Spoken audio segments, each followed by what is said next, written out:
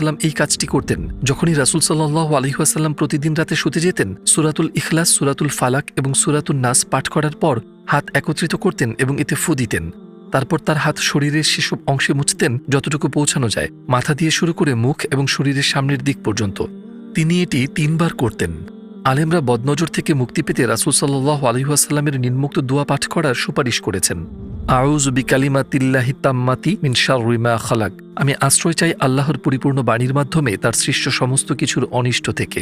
আবার আল্লাহর রাসূল সাল্লাল্লাহু আলাইহি ওয়াসাল্লাম এই দোয়া পাঠ করতেন তার প্রিয় নাতি হাসান ও হুসাইন এর প্রতিরক্ষার জন্য। আউযু বিকালিমাতিল্লাহি তাম্মাতি মিন কুল্লি শাইতানিন ওয়া হাম্মাতিন ওয়া মিন কুল্লি আইনিন লাম্মাহ। হে আল্লাহ, আমি আপনার পরিপূর্ণ বাণীর মাধ্যমে প্রতিটি শয়তান এবং বিষাক্ত কীটপতঙ্গ থেকে এবং প্রতিটি অনিষ্টকারী ক্ষতিকারক ঈর্ষান্বিত দৃষ্টি থেকে আশ্রয় চাই। রাসূল সাল্লাল্লাহু আলাইহি ওয়াসাল্লাম বলেছেন, এটি সেই দোয়া যা ইব্রাহিম আলাইহিস সালাম করেছিলেন আল্লাহর কাছে